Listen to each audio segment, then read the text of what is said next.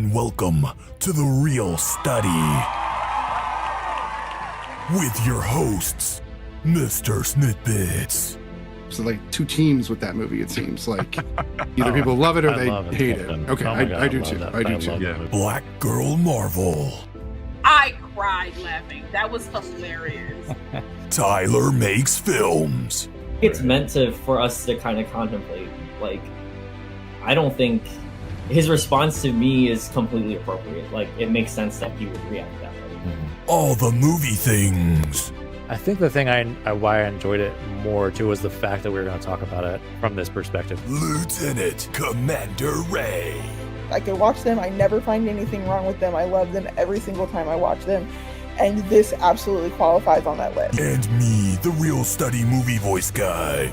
I probably would have been in love with this movie as well if I had watched it earlier, like when it came out or maybe right after. Let's go to the poster wall.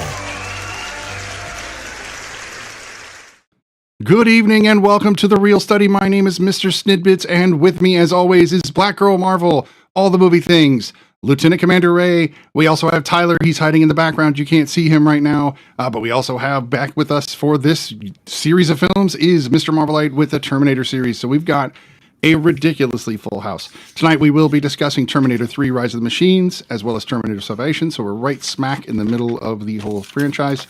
And of course, there are many, many more things for us to discuss. We've actually got a kind of a new adjacent show that I'm doing called Real Arena, where contestants will compete against each other for their movie knowledge to show who is the supreme movie nerd, I guess. And it's a variety of movie games, guessing the movie games, stills, etc. So check that out. That's on both Nerd Initiative and The Real Study. You can find that pretty much everywhere. It's worth seeing. You will find Mr. Marvelite on the next episode. He is, of course, going to try to go toe-to-toe with Janine Devine and the reigning champion currently, who is Cell Phone, Wallet, and Keys. Lala was, of course, one of the original champions, or original contenders, I should say, or contestants, and I think she said it was a good time, so check that out. La, speaking of which, you have some social media announcements? As always, humans, follow us on everything. We appreciate all the support that you give. We are on all social media, The Real Study, REL Study. Come talk to us, join our Discord. There you can request if it's for us to watch a movie or a TV show or something, but we do have veto power. We rarely use it, if ever, but we have it in the chamber just in case we want to shoot down your ideas, but we rarely do. But join us, follow us on all social media, follow us all separately. It'll be in all the informations and stuff like that. And we thank you for being here and joining us for today's podcast. I always use veto power, says Brian. I love it. All right. So I know that there's always movie news popping up. Anything anybody has that they really want to bring up this week? I know we had the Emmys, which is not as much in our forte, but it still happened. And then, of course, the fallout from the Kieran Culkin and, Pedro Pascal back and forth has been fun to watch, things like that. But any news you guys have that you want to bring up or movies you're excited about? Nothing. Okay. I mean, it's still January. We know that January is kind of a, dead time of year. But I know that all the movie things did go to see a movie this week. Why don't we go ahead and hear from him about that movie? And I'm going to turn it over to you, sir. Awesome. So I got to see All of Us Strangers with Andrew Scott. Sorry, I'm pulling it up here. What's his name? Mescal? Yes, Paul Mescal. So Andrew Scott and Paul Mescal, Claire Foy, Paul and Mescal. Jamie Bell. And it was a limited release last year, so it's officially like a 2023 release, but it's finally in a more wide release. And I knew very little going into it. I just heard so many great things about it. But plot-wise, I knew very little. And yeah, first thing I will say is that Andrew Scott was robbed of a BAFTA nomination because that film got multiple nominations from the BAFTAs except for Andrew Scott, and he definitely deserved it. It was incredible. ripped my heart out. Tearjerker. Very much cried. Yeah, it's powerful, and a lot of that is attributed to Andrew Scott's performance. It just feels so natural and like just effortless for him in this film. And Paul Mescal and Andrew Scott's chemistry is really great in this. Like that also just felt really natural. I mean, it's really great. The basic plot is Andrew Scott is a gay man. There's kind of a joke in there about queer versus gay. Like there's kind of a funny thing in there that they talk about with each other. And he kind of starts this relationship with Paul Mescal's character, but he is also like, he's a writer. Ironically, he's a screenwriter, and there's a joke about screenwriters in there too. Like he talks about like, oh, I'm not a proper writer. I'm a screenwriter. I write screenplays. And I was like, oh, but anyway, but the film it's just really great. It's beautifully shot too. There's a lot of like, a lot of play with like reflections just from the very opening shot too. There's like this really great reflection of Andrew Scott that comes in, but throughout the film there's this like theme of reflection, and they play with that visually, and really, yeah, just like so that there's like a whole metaphor with reflection and reflecting on your past, and so the whole thing is he's lost his parents like when he was a little boy, and he ends up like visiting his parents. Yeah, so it's like he's visiting the ghosts of his parents. He goes to his old house, and like he visits them, and he like there's a scene where he comes out to his mom. And these are like flashback sequences, like, I assume. No, they're not flashbacks. Like he's an adult and he's visiting his parents at the like they were the age, so they died in a car wreck. And when he was a boy, and then he, as an adult man, visits them, and they were the same age that they were, when they had passed. And yeah, it's I won't say any more than that because there's a lot more elements to it. I want to ask this: if you're still fresh off a death, would that be a hard movie to watch? Okay. Yeah. I mean, because like I lost my parents, and it was definitely bringing up stuff like that, and that's where Andrew Scott's performance is incredible. There's like so many moments where it's just like, yeah, like you were just right there with him, All right. And I think you don't need to have lost someone to really feel, unless you're not an empathetic person, maybe then you might need that. But then yeah, don't watch it. But but other than that, it's amazing. I give it like 4.5 stars. Oh wow, on Letterboxd. It's incredible. So that's a 9 on the Real Study. Yeah. All right, it's solid. Great. That's a solid rating. Yeah. All right. Anybody else see anything like brand new that they want to talk about at all that I didn't mention before the show, or do we want to delve into some more Terminator? I rewatched La La Land. I've been watching like musicals for some reason. I don't know. Nice. I still can't get 20 minutes into La La Land without turning it off. I don't know what it is. Oh man. It's not that I don't like musicals. I love musicals. It's a musical. Like it's like a traditional like 50s style musical brought to the modern time, and I just love watching that beginning scene. What's because the shut down difference in musicals that you like versus, I guess, what you're considering a classic musical? I haven't seen La La Land, but I love musicals. So I would say it's like Chicago in that same way. They're very similar types of musicals where there's 3 types of musicals. There's ones that are just music all the way through, which are really rare. Mm-hmm. There's the ones that are this type of musical, which is talking, and then as soon as it becomes time for song takes over. And that is the means. And then there's the like mixed talk, Repo genetic opera style musicals that I Into the Woods, where I run screaming out of those. So I really normally would like La La Land being in a traditional movie, but I don't know. I don't know. I don't know what it is so far. Maybe I just need to get to a certain hook or something that'll grab me. I'll give it a third try. La La Land actually doesn't have a whole lot of like music parts actually. Like after like watching it a couple times, you're like, there's actually like maybe like 3 or 4 songs total. Like really?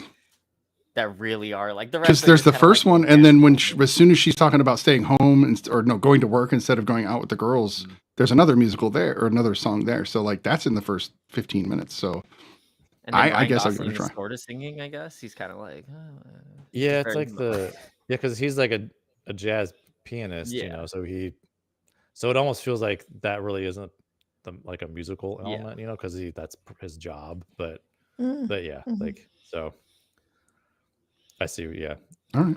see what Tyler's saying. Yeah, but yeah, no, try to push through that traffic scene. I will. If you I can. do want to get it under my belt. Yeah.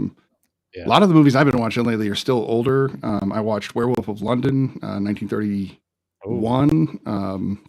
I watched what else did I watch this week? Not much. I've been doing a lot of other work. But anyway, how about you, Ray? Any new movies? Any movies that just pop off the top of your head other than Terminator? No, actually, I've been rewatching Discovery because the new season is supposed to come out in the next like couple of months. Nice. Got to get ready for it. Got to know all the little ins and outs, of course. How about you, Marvelite? Anything? You know what's funny? I'm sitting here trying to rake my brain, like, what have I been watching lately? And it's all been anime. I promise you. Like, Oh, that's wow. all I'd have to talk about. Like, I just got caught up on Solo Leveling, so that's like all I've been kind of like thinking about. So yeah, no movies lately. I know a lot. Except for Oh, go ahead. Rise of the Machines, and I'm mad at you for that. Hey, I didn't request it, and as a group, we accepted it. So this is really kind of you can blame us all, if you will. Feel attacked. And yes, Ray will feel attacked. Since Law is having some computer difficulties, I believe she's done a new series on her TikTok and YouTube channel where you can go see her review a new movie every day.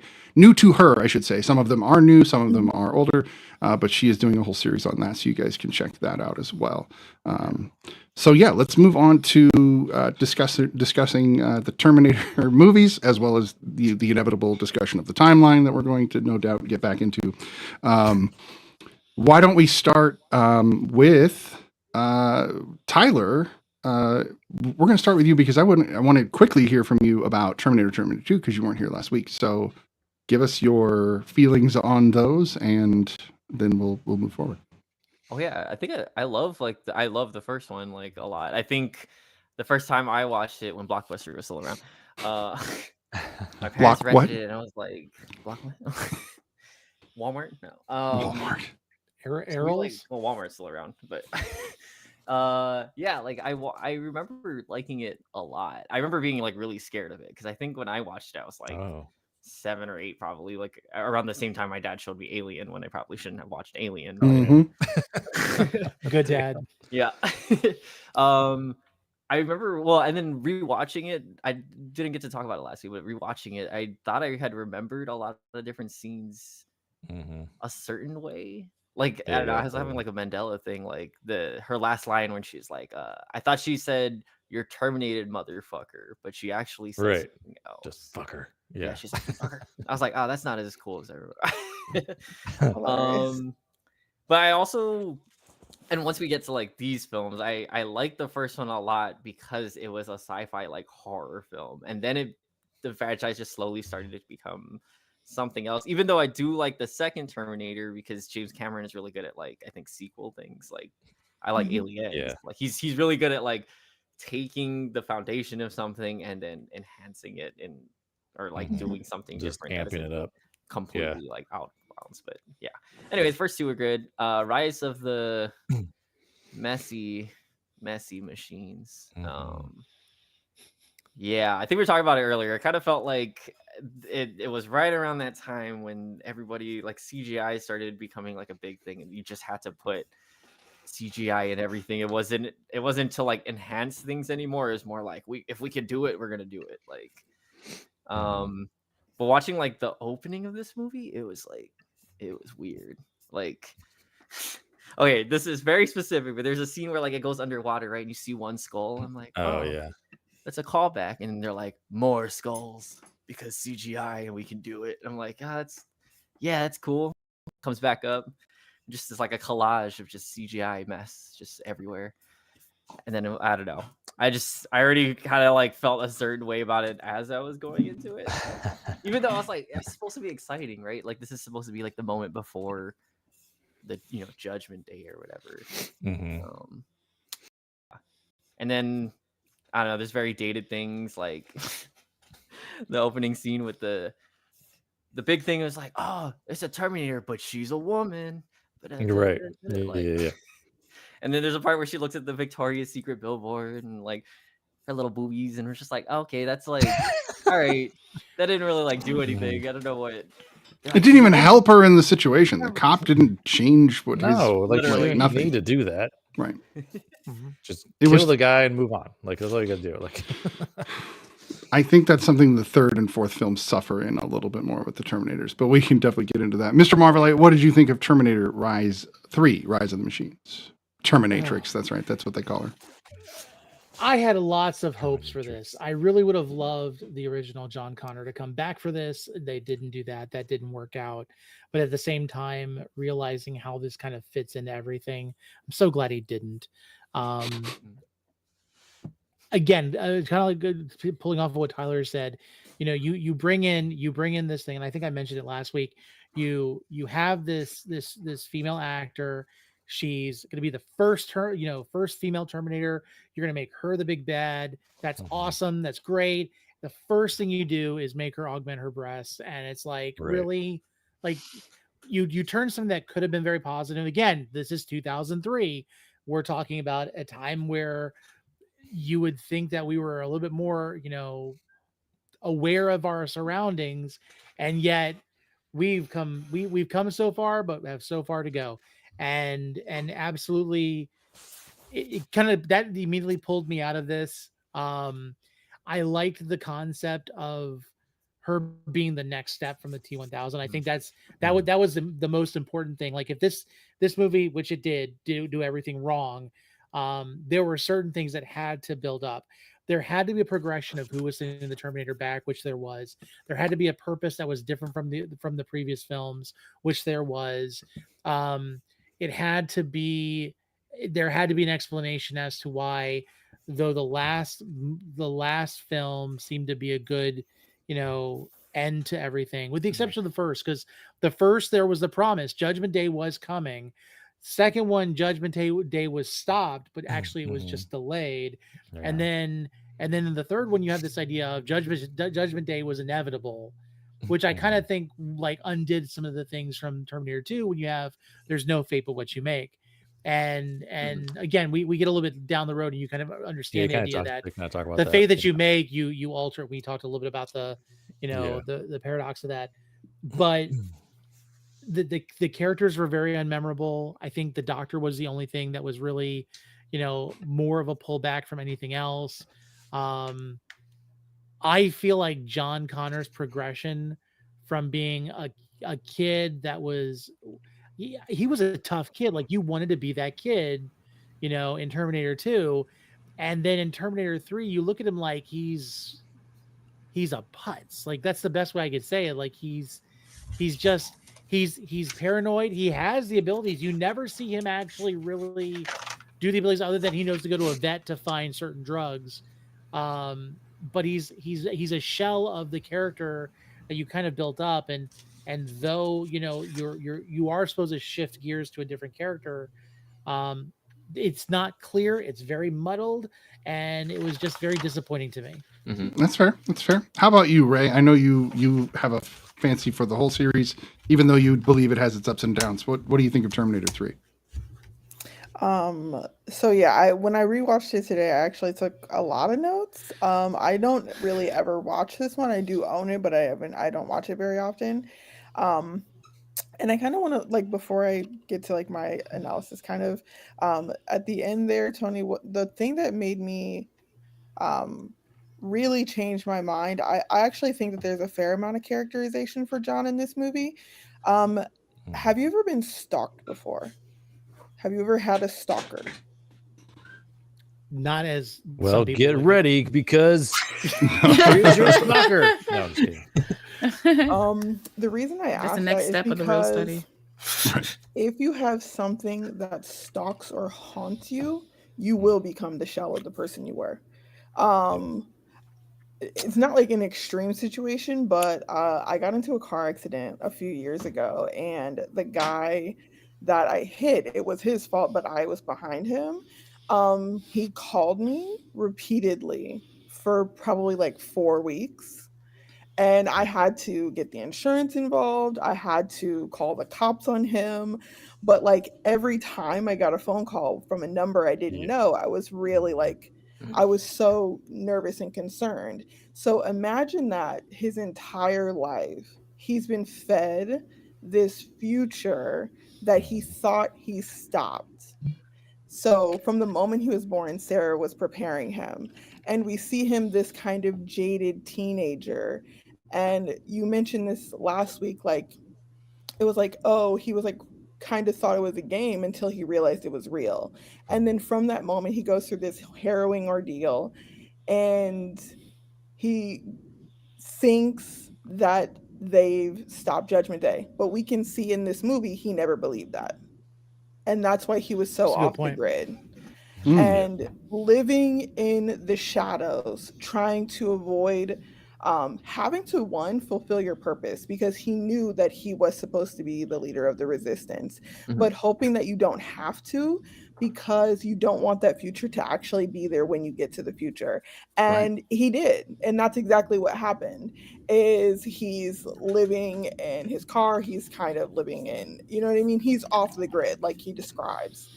And then only to think that he's like, oh dang, he used to stop, and breaks into this veterinary clinic, and it ends up that his future punches him in the face, right? He ends up reconnecting with Catherine, and now we find out that at this point in the story, like you kind of said, the progression, like John sends Kyle back, and then they send the Terminator back, and then now John is dead and Catherine sends the Terminator back to at least try and protect portions of the rebellion who are going to be able to stop this from happening.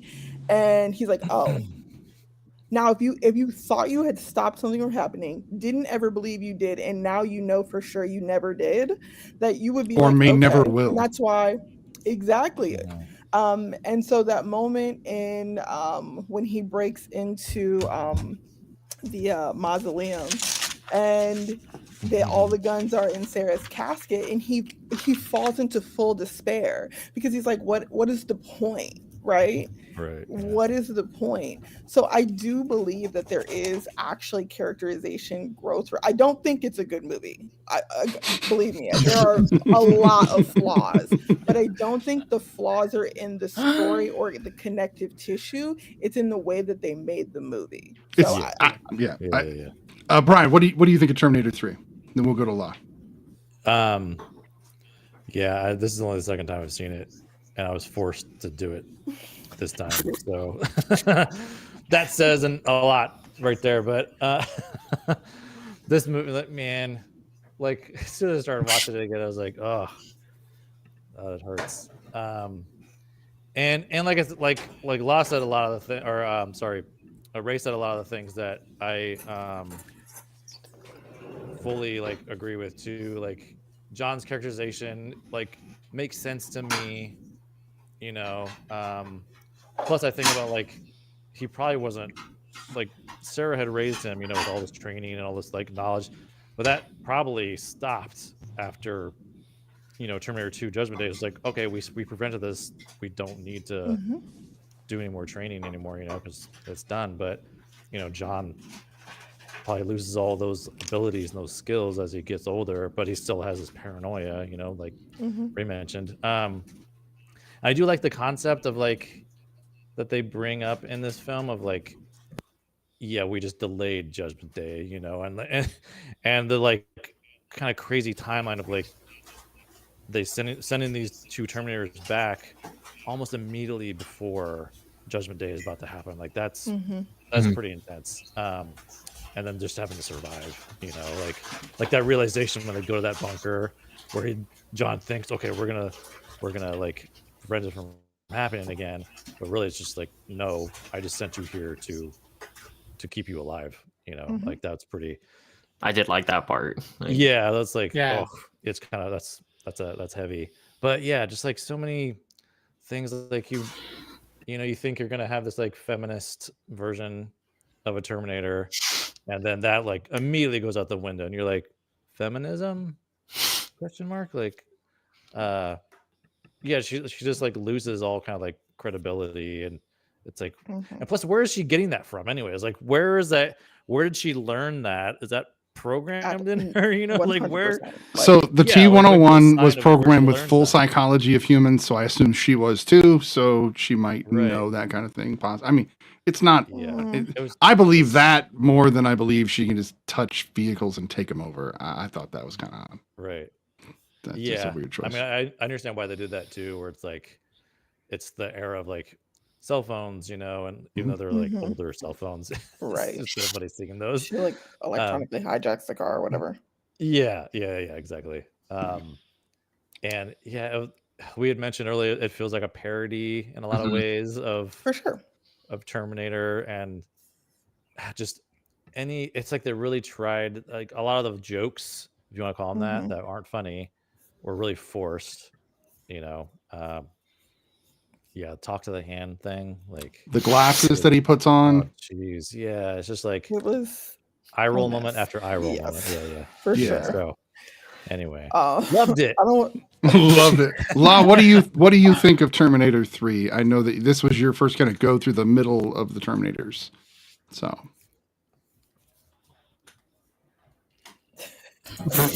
just to let y'all know, my mom is in the kitchen cooking, so you might hear her cook in the kitchen, or you might hear things moving, just to let you know.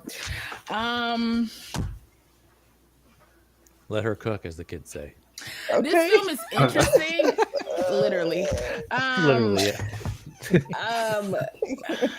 This film was interesting. I think I'm gonna do something crazy and kind of agree with Mr. Marvel. Because I kind of get his point. Because I never agree with that guy. They don't usually agree. Ever. Yeah. Ever. We never. I don't know if I should be honored or offended. Like they never have us. A little bit of both. Offended. I get. Okay, let me just start with this. I feel like I get what Mr. Marvelite is going for, right? Like I'm not expecting him. I was expecting a different John, right?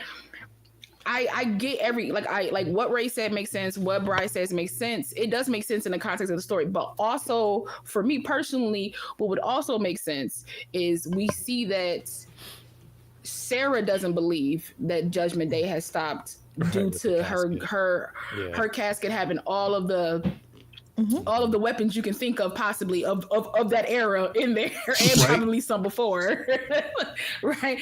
So for me, I was like, okay, if she never believed it, and John to a point didn't believe it, because he pretty much like kind of says it like, yeah, we did it, but he never really believed it. I don't think he should have been as bad as we saw in this film. I feel like he should have been like down in the dumps, off the radar, kind of like, you know, not using technology. But the cleverness of T2 of this child, you don't see that cleverness in him as an adult. And I'm like, where did that go?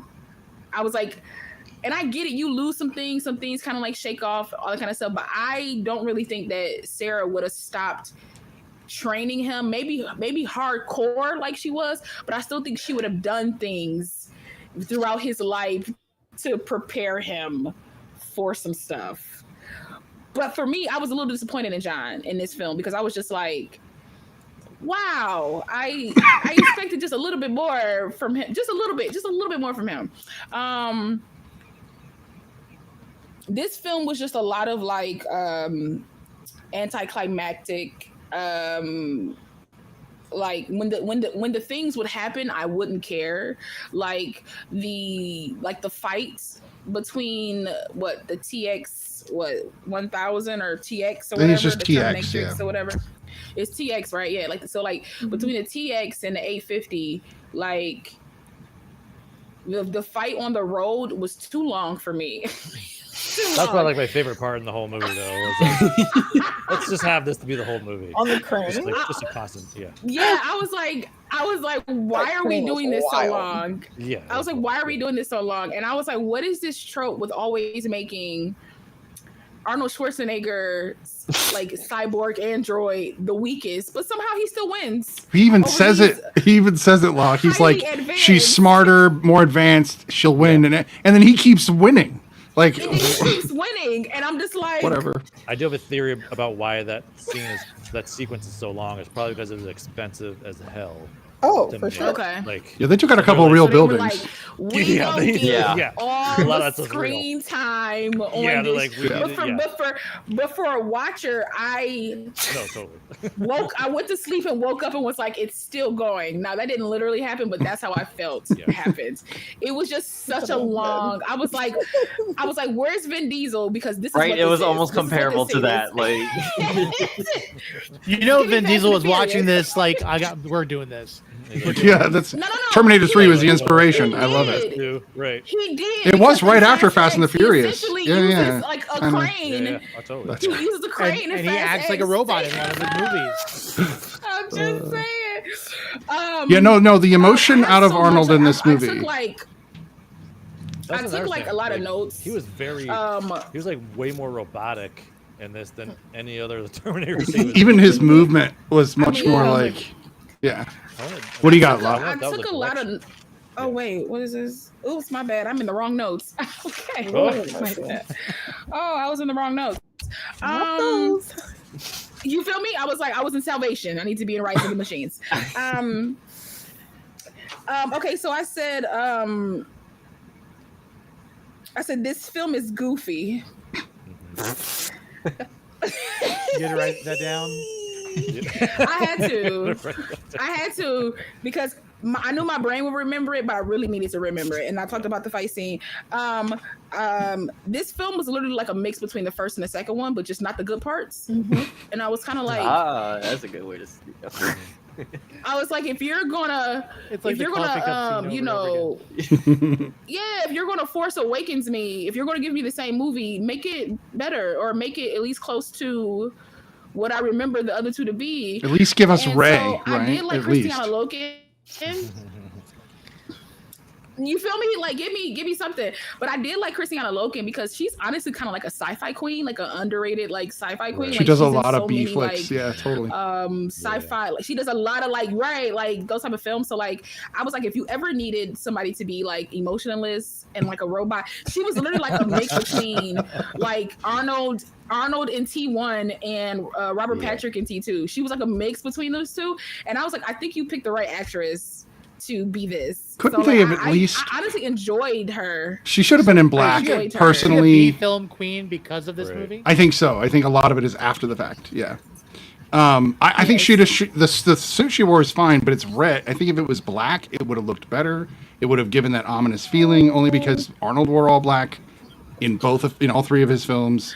So did Robert But- Pattinson but or remember Patrick. He wore too- like Yeah, dark that's blue where or the black. uniform. But remember So, yeah. too, she's a more advanced I version know. of both of them. So it would make sense that she would try to assimilate a little bit, even though I think Skynet, I really believe that like the flaw of Skynet is that it was created by humans. And it keeps trying to get Because kinky or weird I because think- it's a I weird think system. there's a little bit of a glitch in Skynet that Skynet doesn't realize because it was created by humans. Because you keep sending these Terminators back. I get it. You want to eliminate John. And my favorite thing about this whole movie was the fact that they were like, okay, primary target is John, but let's go kill the other lieutenants too. And I was like, that's actually a very smart like idea, because like these people might give him ideas that lead to your destruction. I was like, that's very smart. But then they kind of was like, the moment they saw John, they were like, and we abandoned that premise and we're gonna chase John throughout this whole But I think movie. I think it's because they really didn't know John's whereabouts because he was off the grid. Right. So they had to find these lieutenants first. Oh no, I get it. Yeah. I get Kind of to it, suss but him I just out like the if they were. plot. Well, that I just always like the was plot Yeah. of killing his second in command, third in command, his people, Yeah, his that makes resistance. sense. But- They probably me, that also just thought made a that he lot was of connected with sense. these That was people just, like, very before smart. Judgment Day.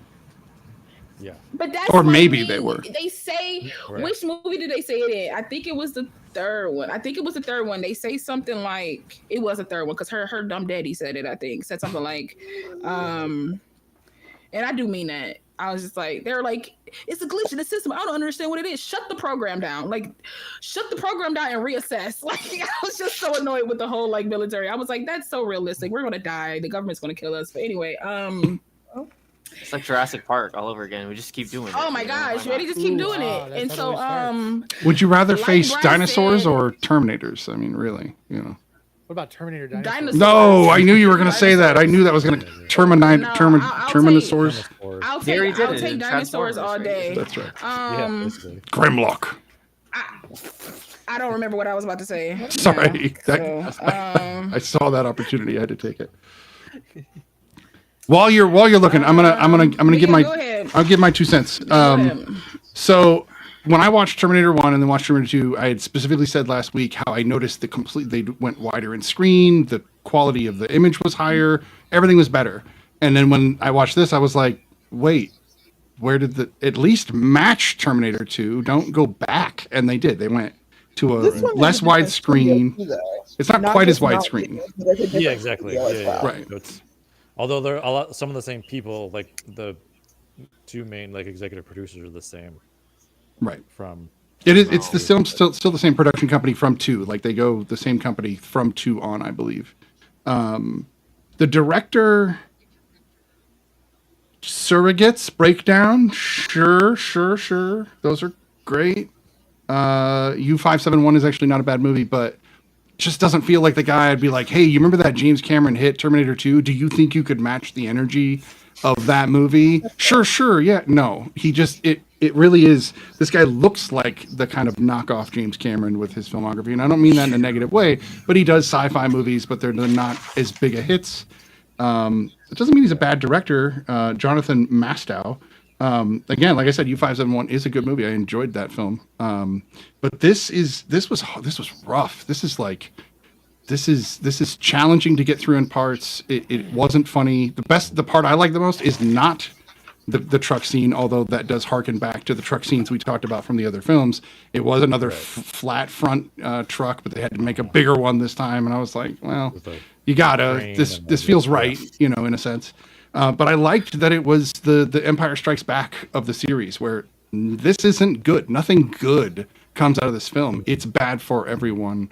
And I like a desolate ending sometimes, occasionally. Are you talking about the existence of the movie or the actual story? The story itself. The fact that I like that they get stuck in a bunker at the end. I do enjoy that aspect of it quite a bit, actually. I was like, oh, it was a kind of a twist the first time I saw it. I didn't expect quite that. And it was like the 60s bunker for like Nixon or whatever, which is great. Yeah. So I don't know. I heard why it ended up sort of like that, the ending like that, because the third and the fourth movie were apparently written as like they were supposed to be like one big like part 1, part 2, or originally before like originally before the fourth one became a mess. But we could talk about that later. Oh, shots fired. As a production, okay. Yeah. Law, did you have more? You were going to come back to your notes. You found what you're looking for? Yeah, I don't know. Skynet's stupid. I don't know. It's So funny.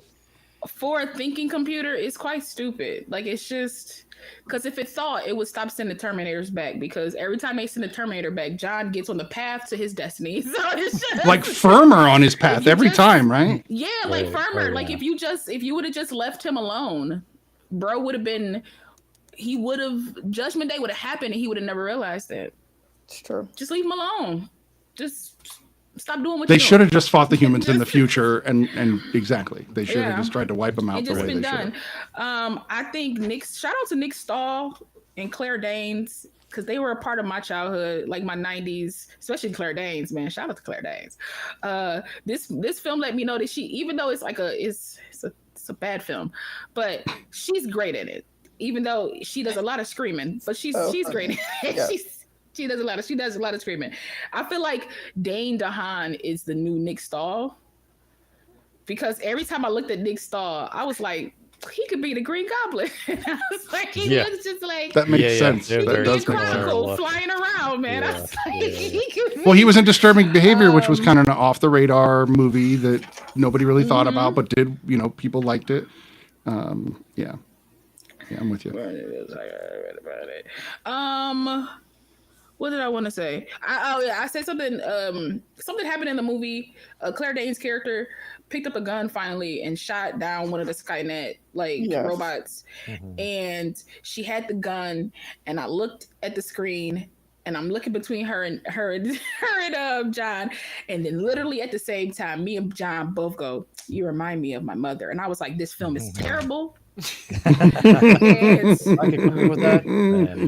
I said, "Why?" She's nothing like Sarah. She's nothing like Sarah. Like your mother. Just because she shot a gun, then I'm Sarah Connor. Then because I've shot a gun before. Like I was so like, what are we doing in this film? I was like, we get what this is. This is the third Terminator film. You don't need all these callbacks. You really, really don't. Yeah, it was. As I look at the camera. Remember? You feel me? Well, that's why the glasses scene when he put on the Elton John glasses, I was like, "What are you doing?" And why do Terminators have an obsession with putting on sunglasses? What is that all about? Like, there's like an obsession with it. And why did this Terminator remember to pull down the flap to get the key? Like, he wouldn't know that. Don't get lost in the weeds. Oh. It doesn't make sense. He shouldn't know any of this. No, he shouldn't know. I know. But here's the thing, though. Who's to say he doesn't? Listen, I'm just gonna play devil's advocate here because that's all I can do with this film.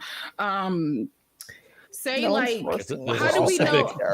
How do we know this? How do we know that the information doesn't go back into like that information doesn't go back to like the future or anything like that? Like, there's communication from the future on a wavelength that we never have heard about yet. We'll hear about it in the 7th film that allows them to communicate back and forth. I'm sorry. What? Please. I'm just saying. Terminators have sensitive eyes. That's great. Possibility.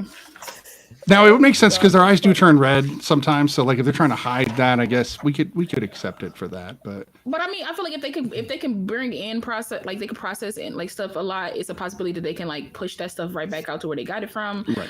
And he is an upgrade of that previous model. So I mean, I don't know, maybe. But then in the movie they go stupid and say like, I gotta reteach you everything, and it's just like, huh? I was like, okay. But then instead of being taught anything, he starts to learn on his own for no reason. Right. Yeah. Okay, so this is a trope. This is going to be true in the next movie as well, but this is true for a lot of just robot movies. When a robot with a titanium arm hits soft human flesh at all, Death. it's going to be a problem. And when you then bang against a wall hard enough to go and then fall down, that's another problem. And everybody in these movies gets hit by Terminators, thrown into a wall, and gets up and goes, "Let's keep fighting, guys." And I know it's movies. I get it. But the first 2 movies did not establish that. The first 2 movies, if you got punched by a Terminator, you were toast. Like you were just dead. So they kind of rolled back on that. When he was yanking him around in the car, I'm like, you just accidentally snapped his neck. Like, Exactly. I was like, what is going on? Protect John Connor at all costs, unless I need to get him the head out of the way. That's great. Or her in the back. The back of the truck, she was slamming into every side. She would come out with broken bones, bruises. Yeah. She was perfect, but she's look. I'm Claire Danes. I'm getting out of the back of the truck. I'm fine. John, put on this plot armor. I mean, I would have preferred more. I would preferred her to be more cut up and more bruised. But I mean, it was a lot of stuff back there. I don't think she would have like had like broken bones, but she should have been bleeding at least. Like she should have been a scratch on her forehead. Something would have been nice. Something. And turning. It should have been some type of. It was. There should have been some. It should have been some type of hurt on like somewhere on her. There should have been some type of intact. Like for no reason. You feel me? Like Janine mentions in the chat. She's like, I was just admiring her hair. How good her hair was the whole movie. Like the whole movie. Like the whole movie. Like so, I just. Perfect. That reminds me of another one. Again, it was giving like Jurassic World, and she's in the hills running, and it's like, how are you still in the hills, baby? That's totally right. That's the problem with like on last looks on set. It's like sometimes they forget about continuity and they're just like, oh, I just want to make it look really good again. Yeah. This next take. It's like, well, yeah, but she's like, made her hair look too good now. Like, right. There needs to the be first movie nails that. Someone Sorry. on this set that was Facts. aware of like spatial awareness and, like you said, like things like that. Like there was one thing, and I think it bothered me every time I've seen this, but like specifically today, I was like, I'm mad about this. When they're in the cemetery and he pulls up in the hearse, and I'm like, I've seen enough action movies, okay? And they stopped right in front of her, and he shoots the missile. I'm like, either the shell of that missile or the kickback, she's dead. She's right outside the window. Like, I don't understand. How is she alive? How is she not even dusty? Why is she not blown back at all? Like nothing. Why was that Terminator so self-conscious about? Wouldn't her ears be affected somehow? Like, I don't know. No, I agree. She'd be bleeding or something. But how come the cops didn't die in that scene? This is not the same T-101. He should have killed them all. Like, right. He's not trying to they didn't even discuss that. The truck is another thing that bothers me because they pull into a gas station and fuel up this destroyed truck. Like, what are you doing? You're supposed to be a tactical genius. Get all of them are supposed to be tactical geniuses on either in the future or now. Get another vehicle early. Like, what do you do? Like, But that's my thing. This would have been good. These would have been good pockets or good moments to have John come in like, no. We should do this. I did this. Even if you want to call back to Sarah, I did this with my mom. Right. She taught me how to do. I learned this from whoever those people were in Mexico or whatever. Like those would have been good. Like those are callbacks that I would have liked. But the whole time, John's just like, what do we do? I'm just like. You can die, John, at this part. At this point, you and Kate. But he does. Kate could just kick the bucket. He dies in the future because this John is a chump and dies in the future, obviously. But the John we had last movie wasn't. Which leads to the multiverse. Which leads to the multiverse theory. But he doesn't. Right. Well, in my multiverse theory, I have an idea about that. I'll wait till the end of the franchise run before I can cover Salvation first, and then. At least. We can go back for a minute. I actually want to address something because Ray, I identify with what you were saying about John earlier, and I was trying to think why I didn't come to the conclusion. I think I understand why, because the way you're going at it was as at the stalker, it's very much a PTSD thing. Mm-hmm. When I first watched this film, I looked at John and thought, this guy has lived his whole life being told he would be the savior of the world, the guy who's going to take down Skynet. And they stopped Judgment Day. And there's got to be this level of him being hopeful that it didn't happen because he's trying to find his self-worth. He doesn't have an established, he has no family. He has nobody he can really attach to. All he's ever known is this being a nomadic, hermit type, off the grid individual. And that whole time there's this illusion of like this. It's like the kid who you always told when they were in elementary school, oh, you're going to be amazing, you're going to be great, you're wonderful. They get out of high school and they have no idea or no focus on what they want to do for their lives, and so they kind of just live with mom and dad in their basement, except for he doesn't have a mom and dad with the basement. And it's almost as if throughout the film what took me out was this idea that he was starting to. It was almost like he was almost kind of glad some of this stuff was going on because it meant that there was self-worth again, there was value, but it was knocked down the moment he found out who sent the Terminator. And so I think that was where the connection with me for John was. Like it was like the development wasn't there. Like, whereas you would think like Terminator 1, Sarah Connor became this very strong, independent individual who everyone thought was crazy, but she wasn't crazy. She was just driven to the point of insanity to do what was right for the future of mankind. You had John, who was then trained by this person who had strengths, was able to witness what his mother had said, knew that his mother was right, and was able to go off and live with his mother to, whatever, until she, unnecessarily, she died of cancer. And it just didn't seem like the John Connor who then was able to spend his childhood from that point until she died, a number of years later, that he really became or developed into more of a stable individual, whether or not, because I think Sarah, you see that Sarah knew there was a potential that they may have just delayed Judgment Day. They weren't actually, stopping it completely. And so she made precautions that John would then be aware of. And then this is where I was going to mention this last week, but it kind of gets into Bill and Ted's Bogus Journey a little bit with me. When you think about it, it's like, remind me to go back in time and put this coffin in here full of guns so that I can go and do this. It's very much that concept, to the point of where the Terminators go back in time, and instead of just going to kill John or, Kat or anything else, what do? They actually hack the systems and they actually download information, which gives them at least a little bit of a leg up in the next installment, so that they're more aware of what they did wrong and what they need to look for. So it just kind of took me out a little bit, because I felt like John, whether he was under PTSD or he was under, the duress of like the loss of his mom and, being in the situation he was, I felt like he should have been a little bit more well prepared and a little bit less, standing back and letting everything happen while he was there.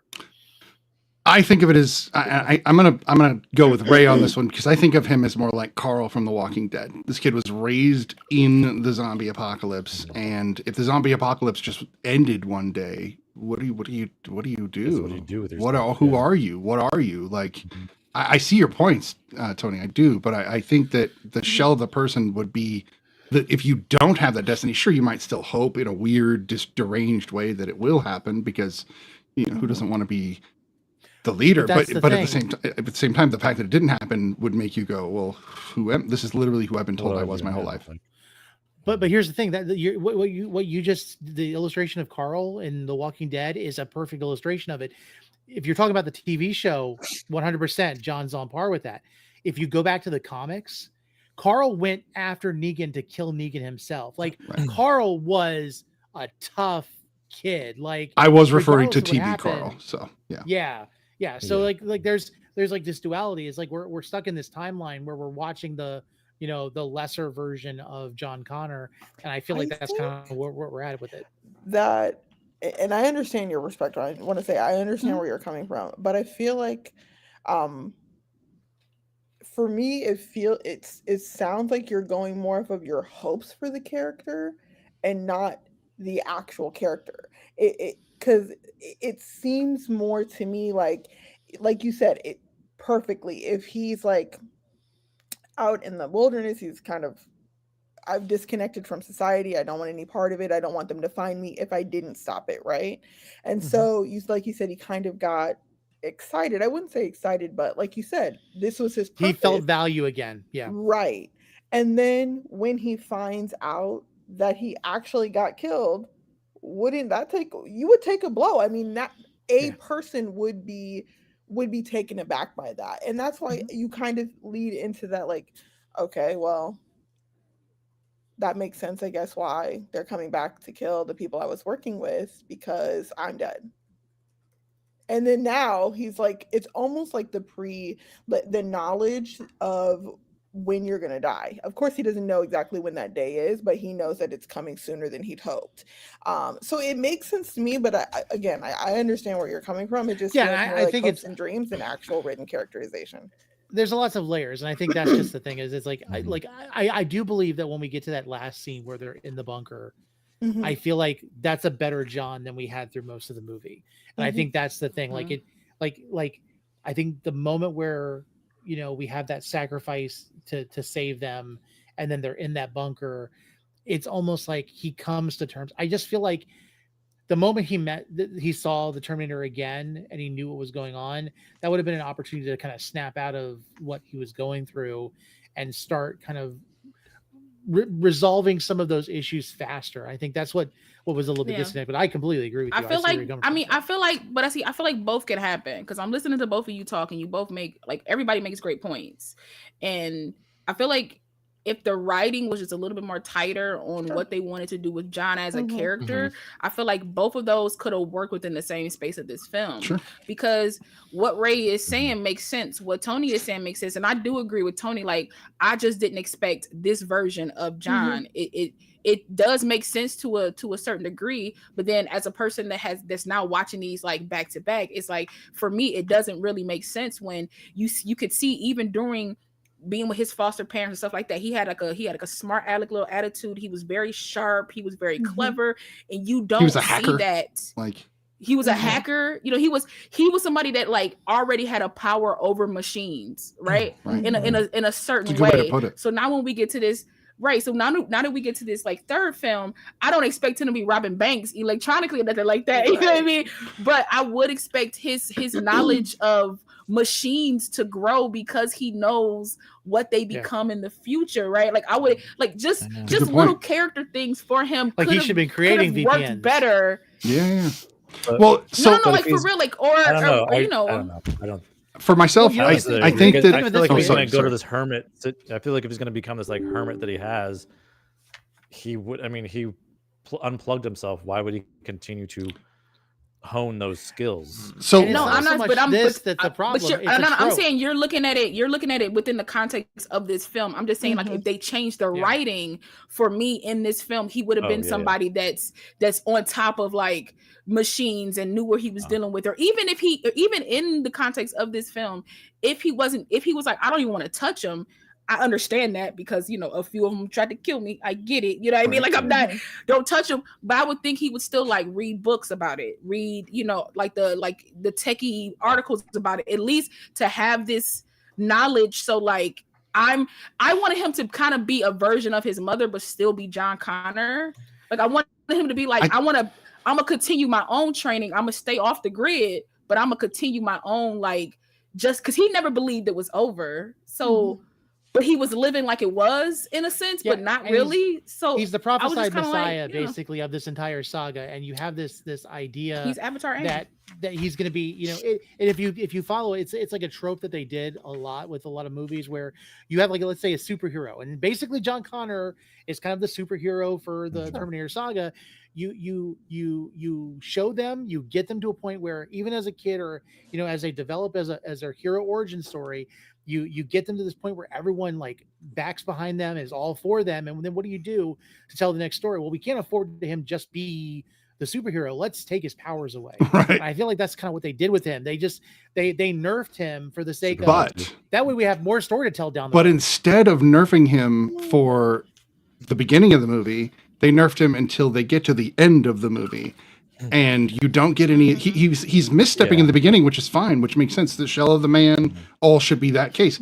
But by the time they're in the sequence with the truck, he should be getting his grip. He should be fighting back. He should be taking on the role of John Connor a lot more at that point. I think it's bad writing. I think that it doesn't. That's what I feel like. It's just bad writing. It's bad writing. I mean, I do think like the one thing that probably could have helped this would really just make that chase scene even longer.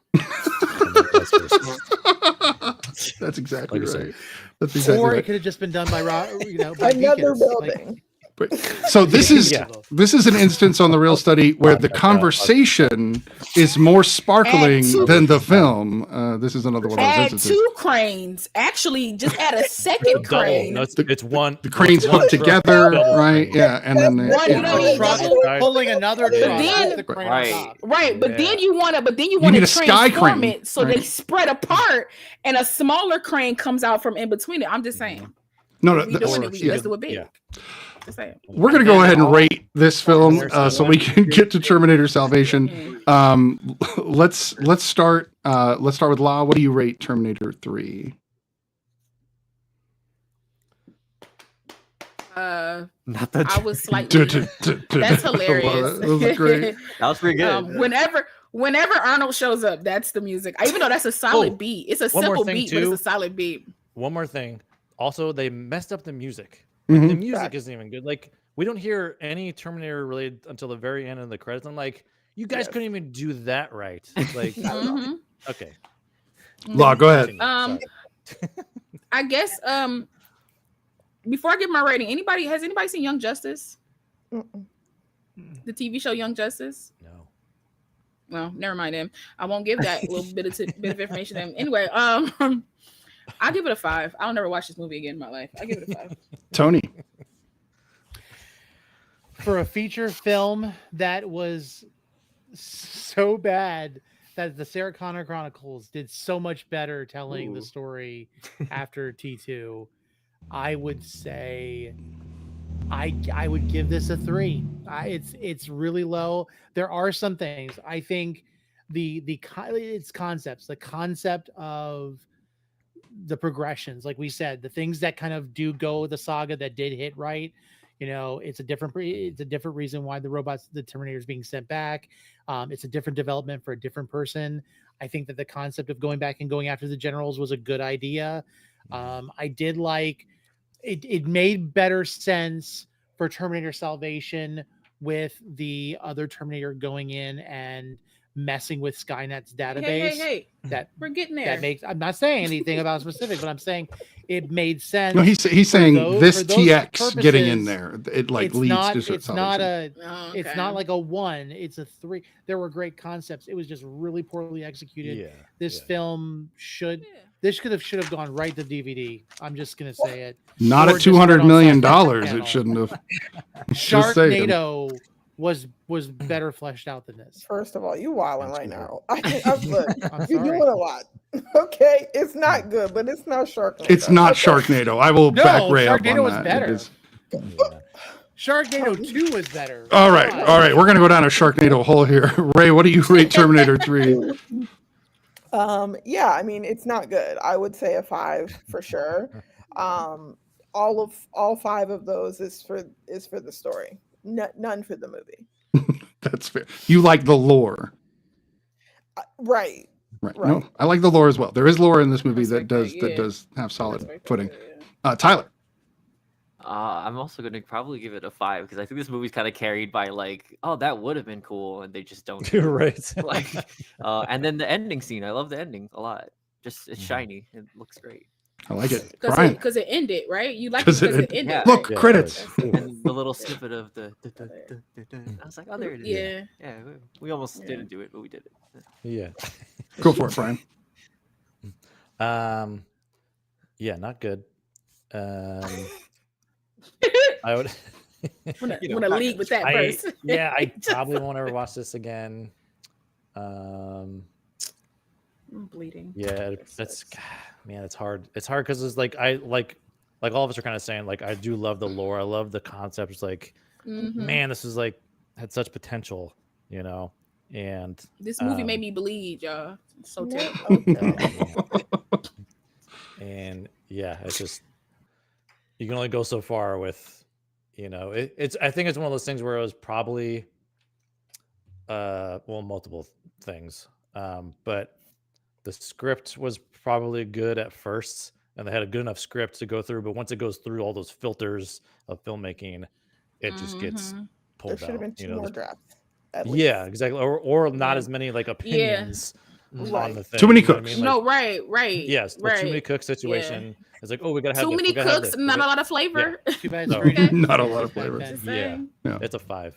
It's a 5. Well, Okay. Not a lot of flavor. So nobody has rated this above a 5. I feel pressure now. I feel some pressure.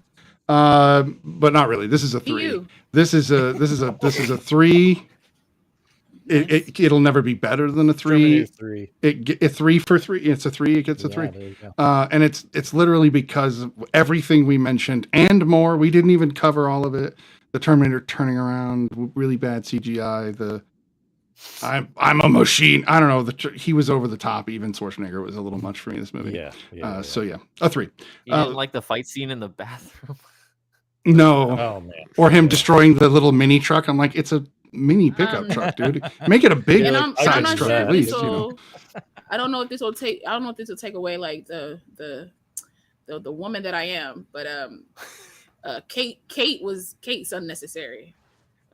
She didn't need to be in any of these films. You Her didn't character- Like Catherine they- Brewster? Is that what you're talking about? Yeah, like But there you she's go. the Catherine future. Brewster. Didn't they No, call her Kate? I actually liked her. I going didn't- forward. I didn't Yeah. particularly. I mean, no, here's my thing. I like Claire Danes, but whenever they put a woman in this next to John, I feel like they're trying to recreate what Linda Hamilton did, and I feel like you can't.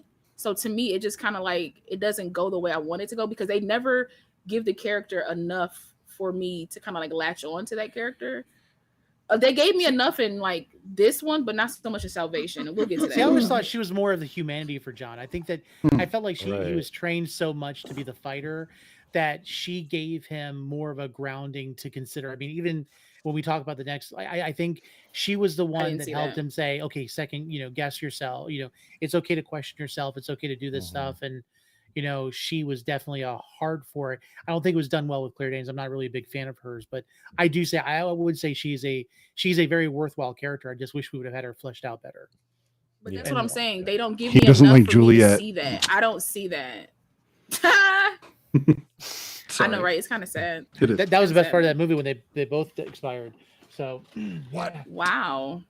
I don't like Okay. Harold Perrineau is the best part of that movie. Let's start there and then move forward. Sorry. Preacher. I adore that movie. So let's go on to Terminator Salvation. I'm going to go into reverse order since there's so many of us. I want to make sure people get time to talk on this side. We're going to go from Brian this time. Terminator Salvation. What do you think, sir? This one, man, I don't know. There's a lot to say about this one, just from like a filmmaking perspective. But because I actually really like the cinematographer Shane Hurlbut, and everyone, if you don't know, this is the film that Christian Bale just lost it on Shane Hurlbut. So as a cinematographer, he was like going nuts over. And they haven't worked together professionally since this. He even says this in his rant. I'm sure. But Yeah. I think cinematography wise, it was really great. There's some great stuff in this from a cinematography perspective. Some great kind of like long takes that they did. I mean, there's a lot of stuff in this. I felt like the effects were done really well. There's a great mix of some practical with some CG stuff. I don't know. I like the whole concept of like we're finally like more in the future, and we've talked about this before. I think it's like a prequel sequel, in a way. So it's like, yeah, we're kind of seeing some stuff before even like Arnold's version of the Terminator is even built yet. So that's kind of an interesting concept. Yeah, it does have its flaws, but for me overall, this is one of the more enjoyable ones for me. All right, Tyler. This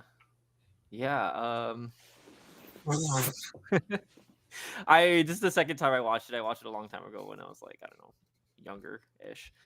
No, I agree. I think the movie looks really good. I think for me, the story's kind of clunky. Like it just like I don't know if there's something about like the pacing or like there isn't like it didn't ever feel like there was like some kind of like clear goal for me watching it. Like I really didn't care for like what is his name? They always try to put him. He was an Avatar, right? They always try to put him in. Sam Worthington. Sam Worthington. Yeah, I can't. I don't know. Marcus is his character. I don't really like him as like they keep pushing him as lead, and like I can't like. Yeah, they were definitely trying to make him sing for a long time.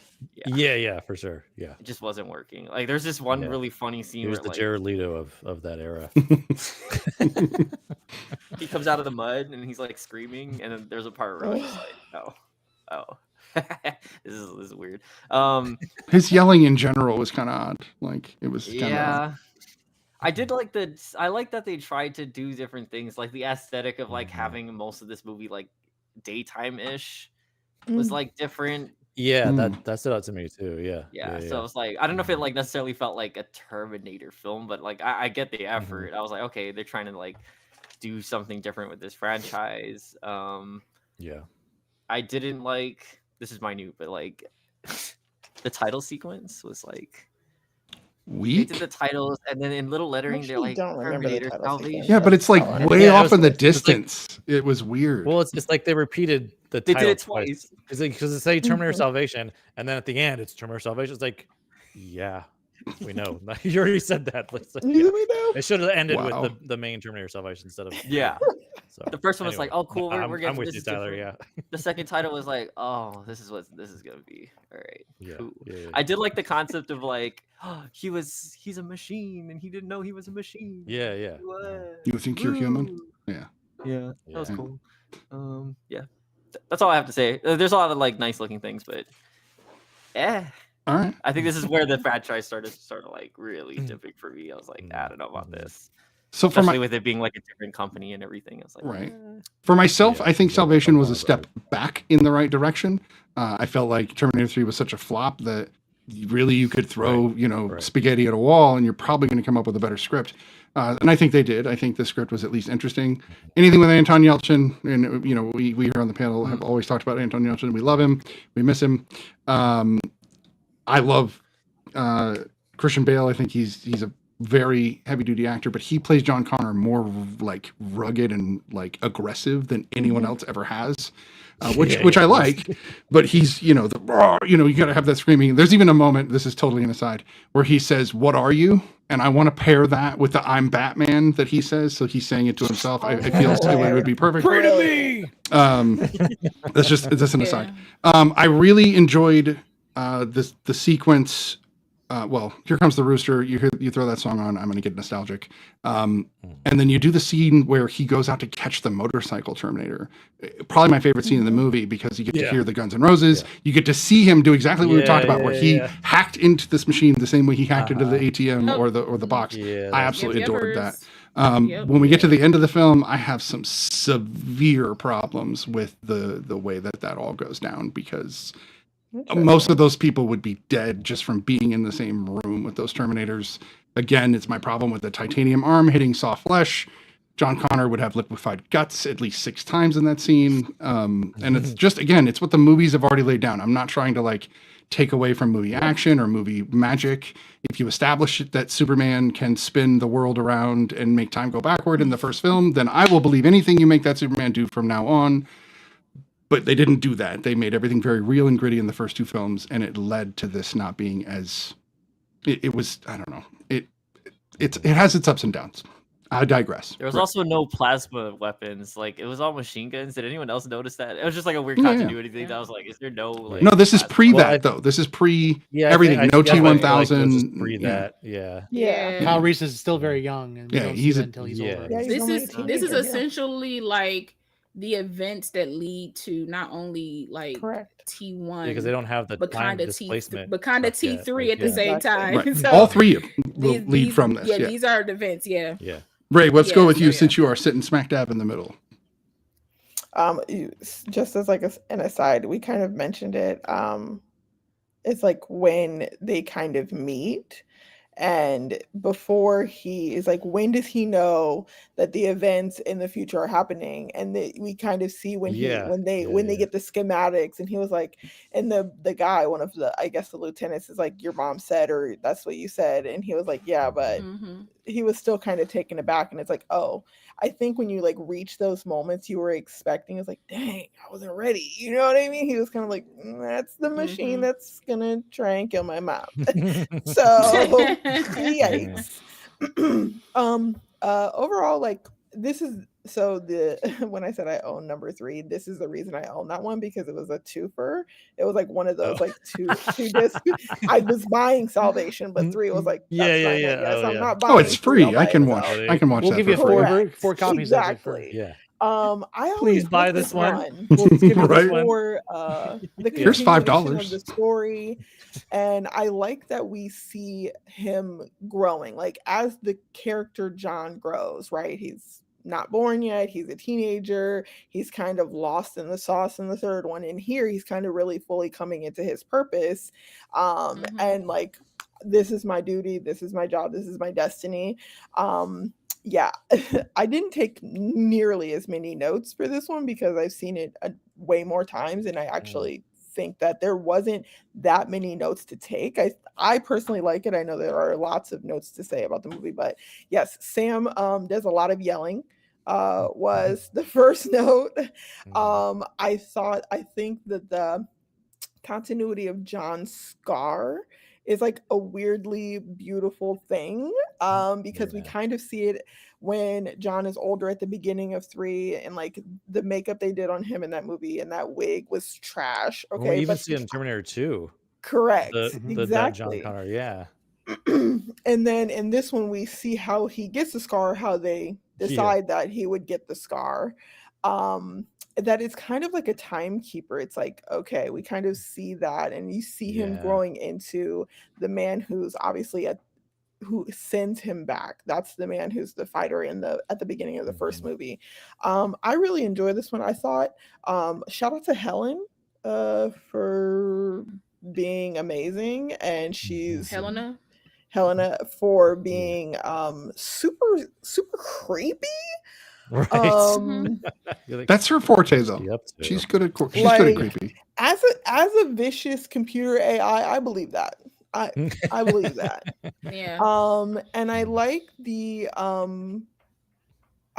redemption of Marcus's character. Yeah. Because he was clearly on death row, being put to death for something very terrible, Mhm. and in that donates his life to science, his body to science. But he doesn't know. I always thought that was very insidious. He doesn't know that his body is being donated to the Terminator program. He doesn't know that. And so when he finds out, he's like, the only thing really at this point is I can do the right thing. This is my second chance. And not only does he save Kyle and the other members of the team, but he also gives his life. I thought that was a really beautiful arc for him. Yeah. Tony. I will say with that was one of the best underlying themes with this was the idea that no matter how much machine was replaced on him, there was still the humanity that won out. That they couldn't take that away from him, even though everything they tell him everything that he did up to that point was, by essence, the programming that they had instilled in him. He was still able to go against that programming and stop them. I like the fact that if you look at Skynet when it was talking with Helen, or was it Helena? I was Helena. So the AI is literally limited by the technology of its time, and so it's constantly trying to upgrade itself, which was one of the only things that really one of the few things that validated Terminator 3, because the AI had time because it knew what was going on, which is why it knew about Kyle, while it did certain things, but you could tell it was still limited by the technology. It was trying to advance at an accelerated rate. You get those same things. You get the hunter ships, going after. I love the allusion to War of the Worlds, kind of in a way where they were harvesting people, and you have these camps, and it's visceral. It is reminiscent to our world history. It shows how the things that we create can do the same terrible, horrific things that we did ourselves. You've got one of my most favorite things of this whole story was, in the midst of everything, John's not the established savior. Even through the end of this film, no one believes him. Everyone thinks he's crazy. But at the same time, everyone that is around him trusts him with their entire being. And when Marcus first appears, he immediately goes to his mom's tapes. And he's like, there's some evidence. Was there anything? He's like, no, she never mentioned this. And that dependence on his mom still was one of those things where, like, even like me talking about it right now, I'm getting chills. It's like, they did so many things right. Yes, it wasn't perfect. And I think they could have done a lot better on a lot of different things. But I love that we're still not to the point that we have that flashback of Kyle where they've got plasma cannons going, and it's literally everything's devastated. Everything is, but there are still, if you're either freedom fighters or you're dead. It's basically in that future. And so just knowing that they're still progressing to that point, and that John is still trying to progress to who he is, and you can see Sarah Connor and how he interacts and acts with things, even to the point of where he's seen that Terminators can do good things if they're programmed properly. And he's got that stress of, do I trust Marcus? Do I not trust Marcus? And that anger, it makes perfect sense being the son of Sarah Connor. So that's my take. All right, La, let's hear it. This one was better. Okay. It wasn't perfect, but it was better, and I appreciated that. Coming off of T3, I needed like a palate cleanser for that film. I don't know. I like Sam Worthington, so like I enjoy when I see him in things. I don't think that he should have been the focal of this film because it is a Terminator film. And if I'm coming into a Terminator film, I want to see John Connor. I want to see what's going on with him. I want to see what's new with him. I don't think he was a bad addition to this because obviously he's a robot that they didn't, whatever information they had on him was lost because the building got blown up and he essentially died.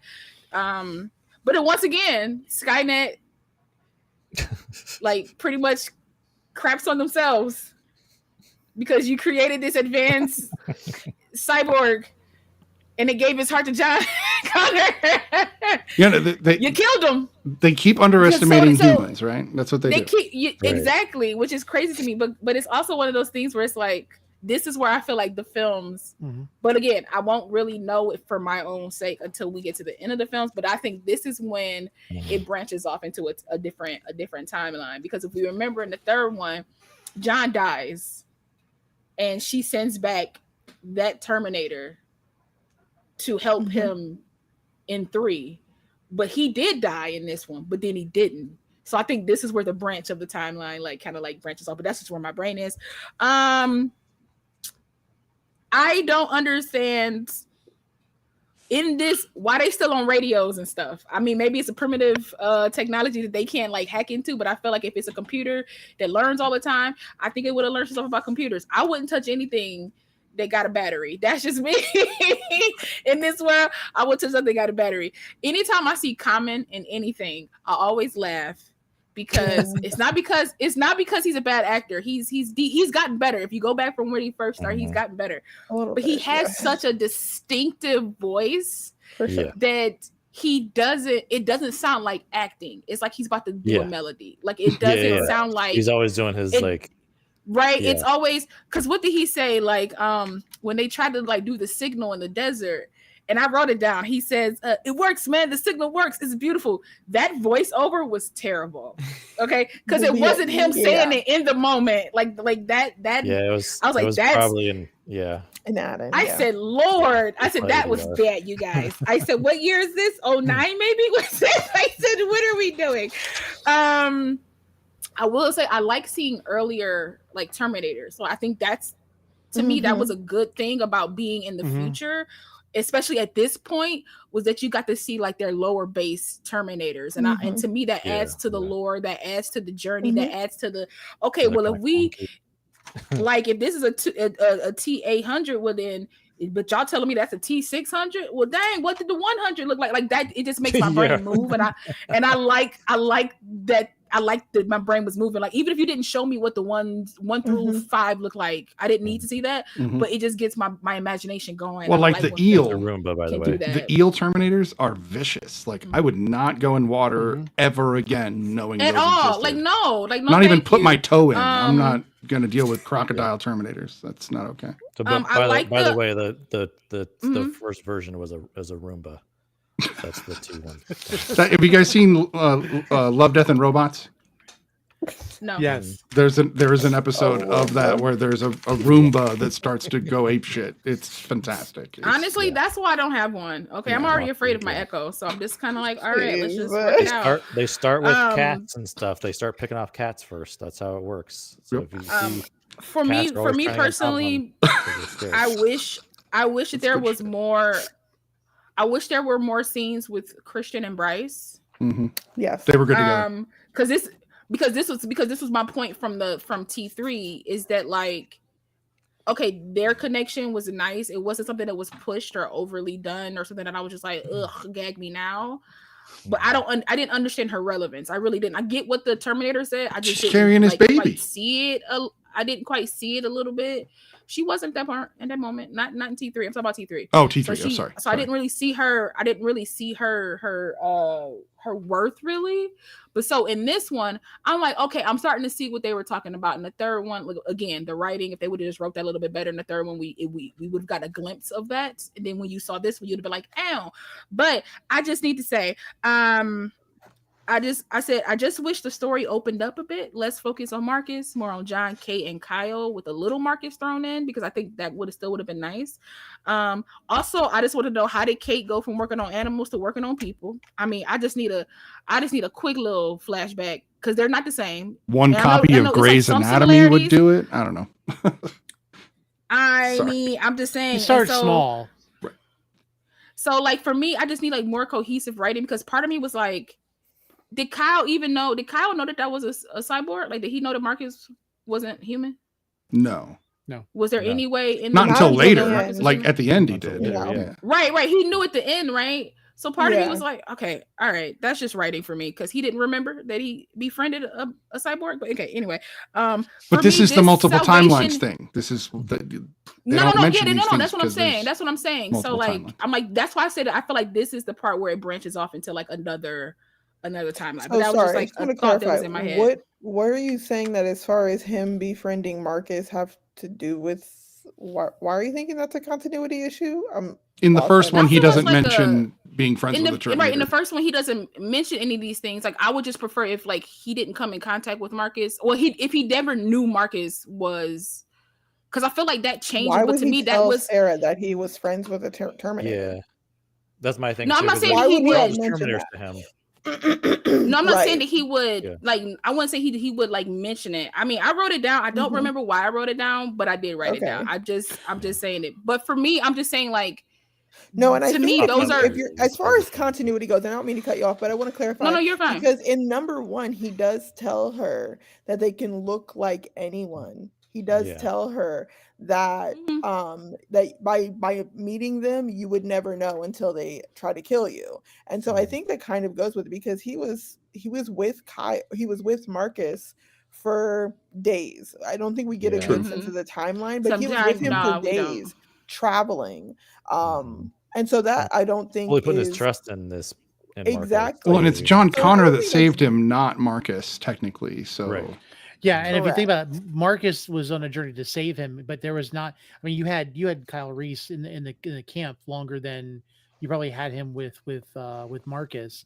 And then would you also Right. consider at some point? Do you think they would have categorized him still as a Terminator, or would he have been more of Right. a Cyborg. cyborg? Right.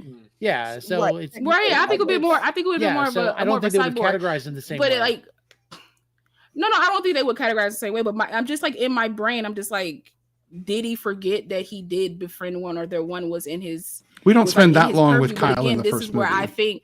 But this is where I think like that branch in the timeline happens for me, just in my brain, to just like work with like extra information that's like added into this that you kind of don't get from I like think any of the only previous. Like it justifies just in my considering book. it a branch because of that detail. If you expect him to tell Sarah about No, Marcus, it's not just no, Yeah. it's not it's just that this detail. It's cyborg that he knew 15 years before now, because he's supposed to Mhm. be in his 30s when he goes back, Right. and in this movie he's probably 14 years old. Yeah, So he's a so kid. why would that be pertinent information he tells to the woman he was sent there to save? I Plus, don't remember, know that John that would probably be could've- reason I enough to couldn't. consider. John I mean, probably I also couldn't told him tell not you to do why. it, I not to couldn't tell tell her. you. I couldn't. I mean, I couldn't tell you why that would be relevant information. I'm just saying, for me, as I watched it, I'm like, did he forget? I'm not saying that that's something he should have Mhm. told her. I'm just thinking Mhm. in my mind, if I go back to the first one, if this is the Kyle from the first one that we see, Mhm. I'm like, did he forget that he did like run into like a friendlier Yeah, I one? just I'm think not he saying that lumped that's them something he all should in have told her. together. Yeah. Oh, okay. I mean, I can see that if he like But, just lumped them yeah. all in, because he wasn't like a one that tried to kill him Or or he's one just that so tried to do focused anything on like that that. one mission. So no, right saving on that the- mission Or that he just kind of focused on. How do that. we know going through time doesn't affect your memory? Like, how do we know it doesn't Yeah, like yeah. fuck with your head? Like, I mean, it doesn't look pleasant I'm going here through to tell there. you it does. I mean, hey, I'm assuming that by the time they get towards the later ones, they didn't figure that out. By the first ones, everybody got amnesia by that time. I don't know. It's a Right. Well, possibility. also remember, John for probably me- had certain things that he had to tell Kyle to tell Sarah. Yeah. He had the True. specific Yeah. message. Yeah, and we at the same established time, that. couldn't Yeah. tell her, anything that like, happened in Terminator Salvation, if he would have let Sarah on and John would have been aware of it, the events that happened would not have happened the way that they did, and Kyle would have been dead. Everything like they would have had to allow. I think at this point in the Terminator stories, I think John came to the idea that we have to let time go through its natural course, and if we mess with it any more than we already know that we have, we could make things even worse for ourselves. So it gets to a point where it's hence next don't week. step on the butterflies anymore. Yeah. Yeah. I feel like this Terminator is like, it gave me Alien Resurrection vibes in this one because of Marcus. Marcus was very much like, Ripley, part human, part queen. It was like, so when I was watching this, I was like, this gives me Alien vibes. I kind of want to watch Alien now. And you shouldn't want to watch another movie from another movie. That's a good point.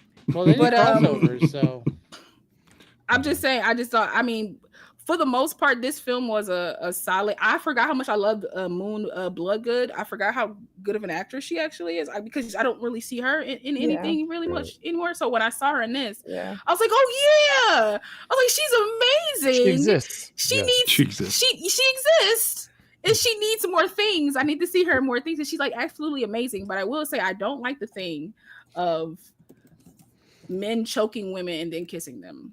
I was like, hey, don't kink shame. I was like, I'm not. I like to get choked, but I'm just saying. You heard it here, ladies and gentlemen.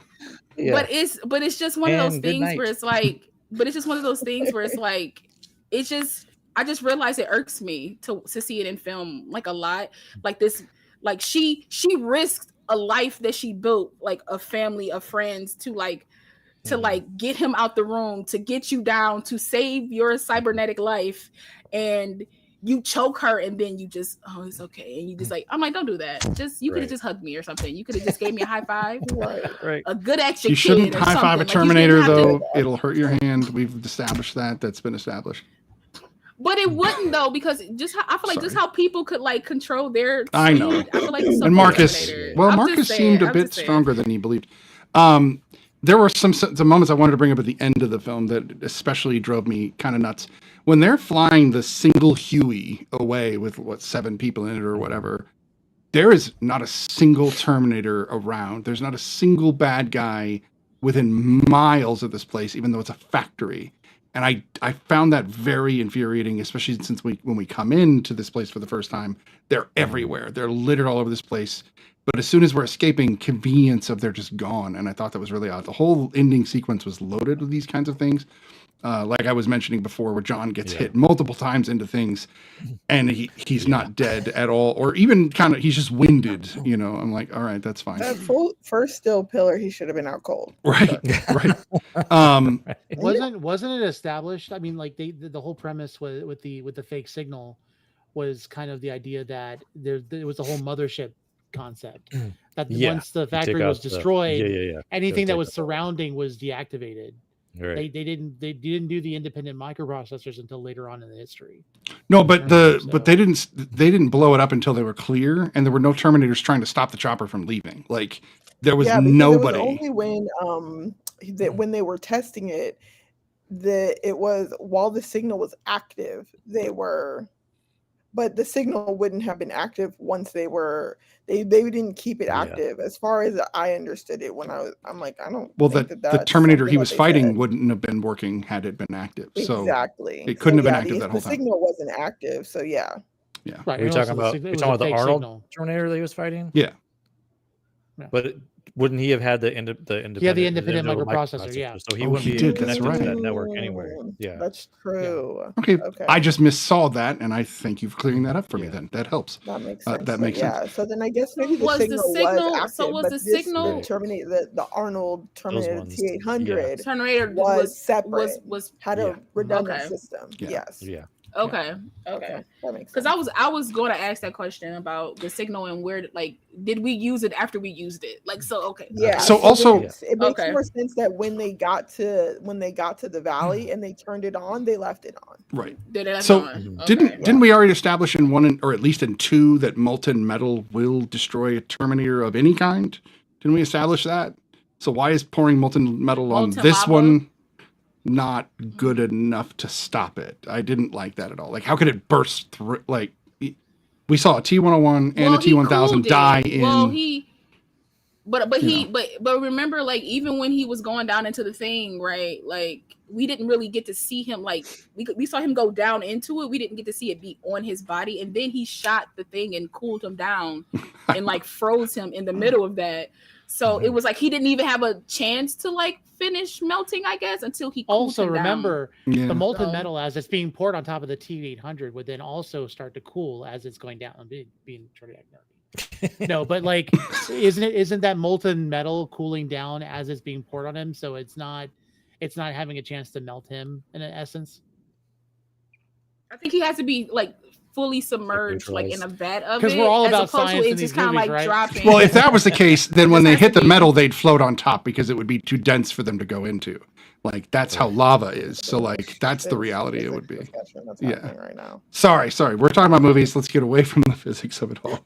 I mean, I just feel like fully submerged faith and in it kind of like chemical just dropping whatsoever. on me. I don't know. Mhm. And then it cooling, and then it kind of getting cooled immediately. It's not going to really do too much damage. But It's if I'm definitely submerged in Hollywood. I mean, It's that's a that. Hollywood moment. It's there's no Because doubt. even the T1000 took a minute to die in molten lava, like, you know, type of thing. So just curious. Oh, okay. He's gonna be right back. Okay. What was he upset about? I didn't understand. Yeah. I was like, I didn't say anything that crazy. Yeah. Okay, like, come on. For the sake of just because it's being mentioned in the chat, 1 Minute Critic showed up and asked, can we talk about the fact that the director of this movie is named Mick G? And it's interesting because it's you know, I used to call him MCG because I never saw the Mick part before. But then one person pointed out to me, it's an odd, I don't know. He's a director, so he's quirky. Everybody in Hollywood got like some type of quirky thing about themselves, and he just has it in his name. He's outright telling you he's quirky, so I'm cool with that. I'm all right with that. And he doesn't give out his real name on IMDb. I like the scene where Wikipedia. John goes into Skynet, like he walks into Skynet, and you see him use pretty much like a card reader to like get through, like the override to get through the thing, right? My favorite, like that might be my favorite scene of the whole movie, because when he does that, the moment he slinks back, the Terminator comes through, and it looks, and then it keeps going. It was just such a smooth like shot to me. I was like, "Oh, y'all put some work into this scene." I said, "Okay, you could have did that with the movie though." But making fun of him is one thing, but Mick G does know how to make a film. Like he did We Are Marshall, which is a brilliant film. Mick G's great. You know, Mick G's great. Yeah, and I think he did. They like, could have picked him for 3, and it would have been a far better movie.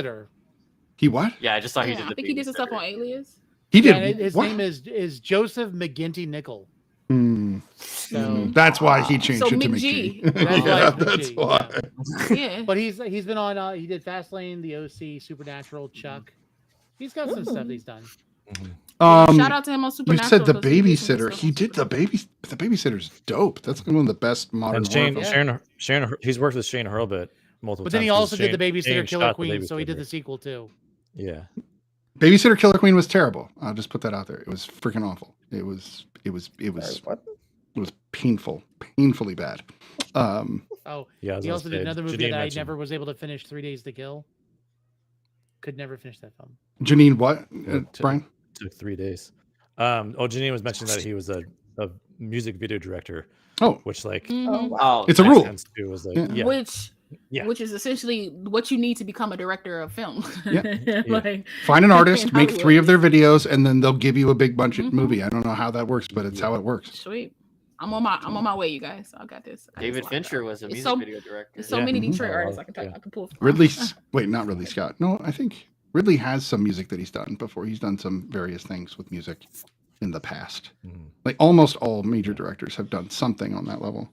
I feel like if a director didn't start off as a music director, like a video director, they go back and do video just to be like, let's see what happens. Let's just do something. Well, I mean, it teaches you a lot. I mean, they're little tiny 3-minute stories, so it's like doing a short film in a sense. I mean, they do teach you a ton. Yeah, Michael Bay. But Bay is. I mean, Michael Jackson videos are more like a short film, though.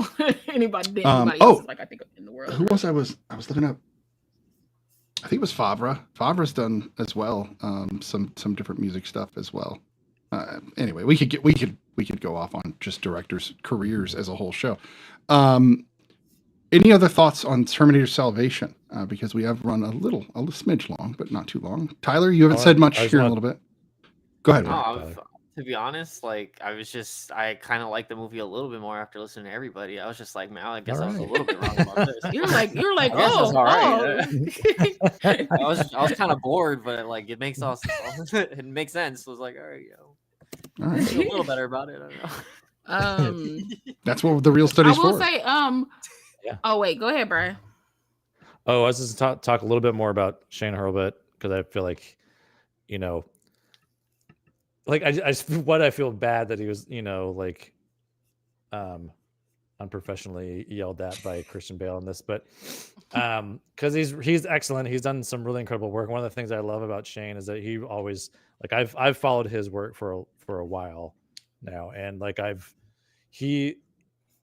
one of the reasons I really like him too is because he likes to get back to, and so he has a whole like his own like academy, if you will, where you can like really learn a lot of stuff. He's done his own like workshops that people attended, and he was really also a champion of like when DSLR filmmaking like really became a thing back in like 2010 2011ish, and we started using like a lot of Canons to shoot things.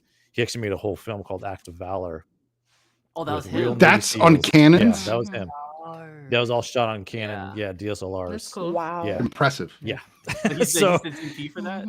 Yeah, he was the DP for that. And So the Navy SEALs are terrible actors. Right. But like but the movie's beautiful. But then when it comes like the action, like it's insane. But yeah, so he did Need for Speed, Brian. He did Need for Speed. That's one of my favorite Everybody Hates movies. He did We Are Marshall. So he works with McG. Yeah, he's worked with McG quite a few times. So, and there's like one particular scene in this film that I really love, which is basically the opening, or that opening action sequence with the helicopters and everything when we first see Han.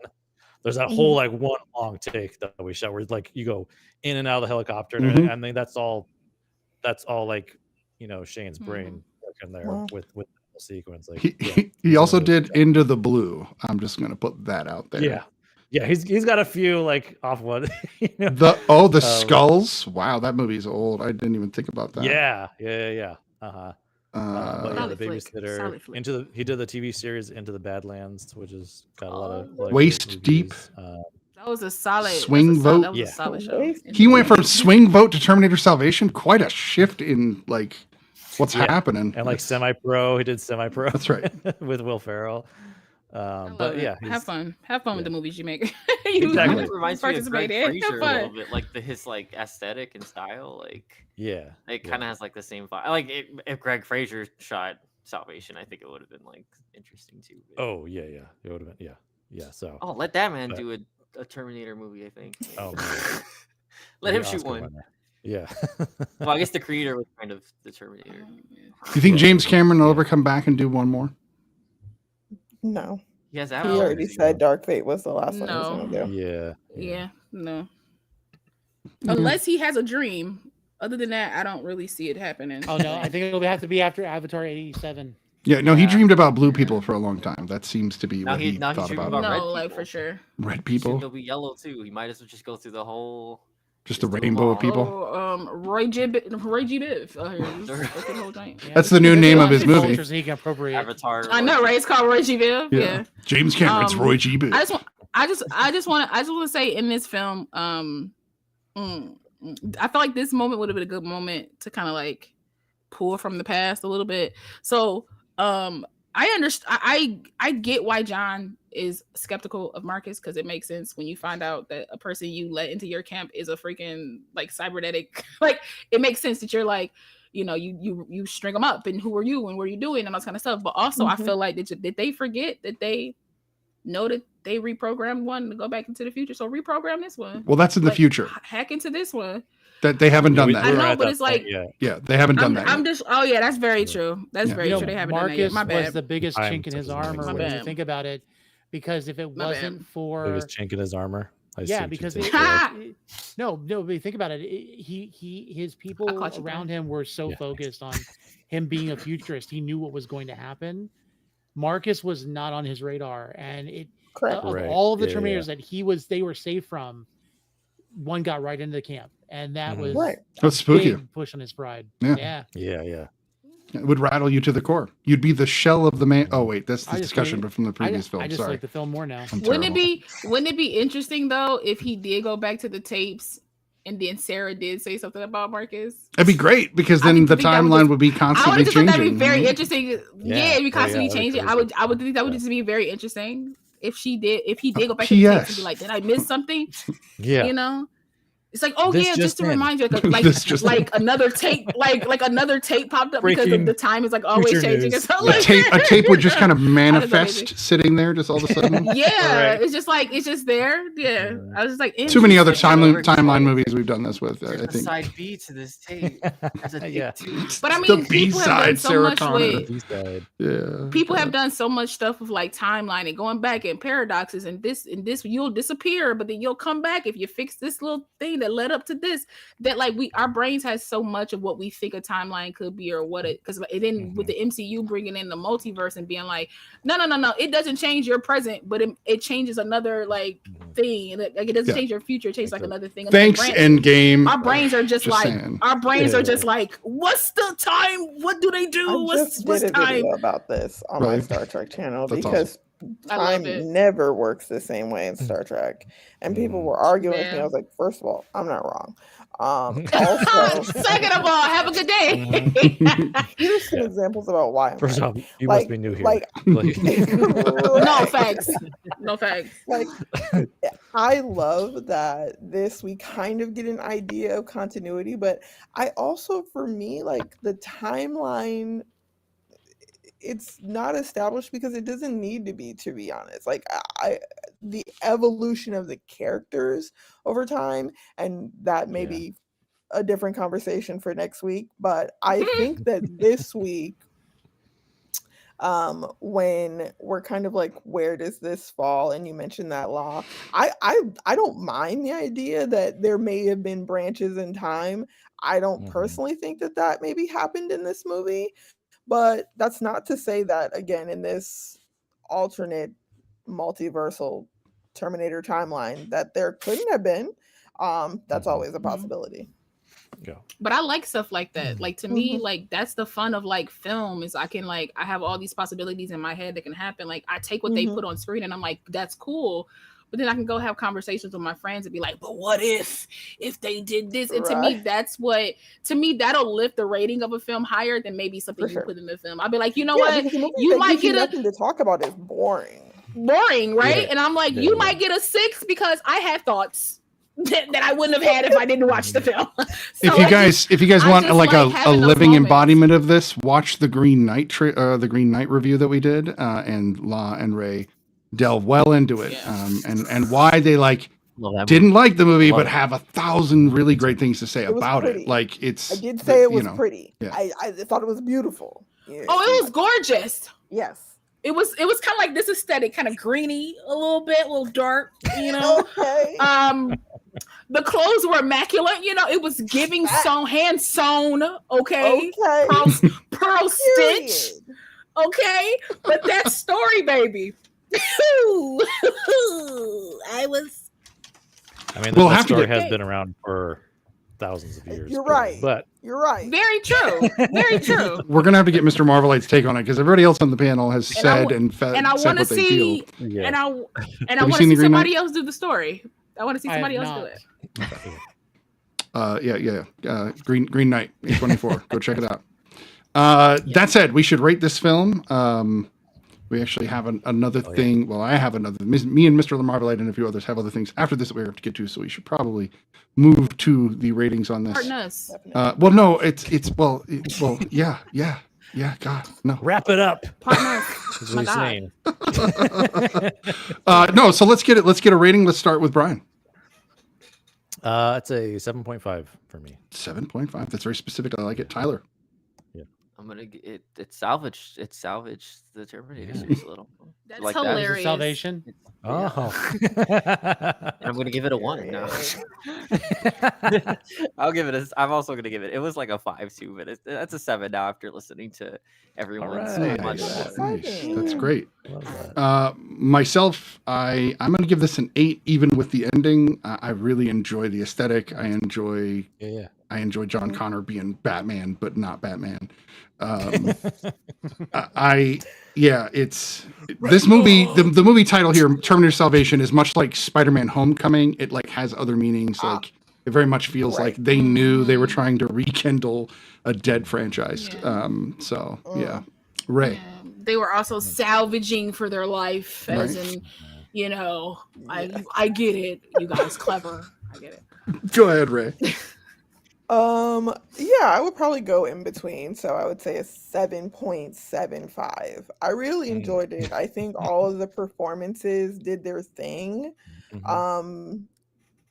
I do wish that they gave Bryce more to do. I think that she's actually a good, interesting actress.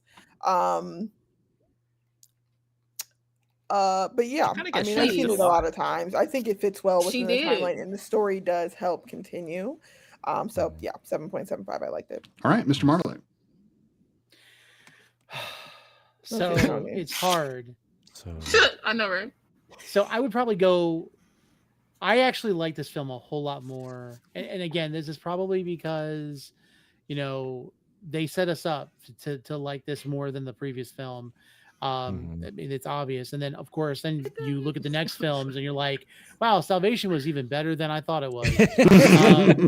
So I'm going to give it an 8.5. It's got some rewatch value. I love the actors in this movie. I love the callbacks to the previous films, the good parts of the previous films. And Anton Yelchin, I love that. I love him. I wish we had more time with him. I said that last time, but 8.5. I do enjoy this film. All right. Nice. Law, wrap it up for us. What's your rating for Terminator Salvation? 2 things. That fake CGI Arnold was terrible. Facts. I meant to bring that up. I forgot about that. They tore his face off as soon as they could. I understand.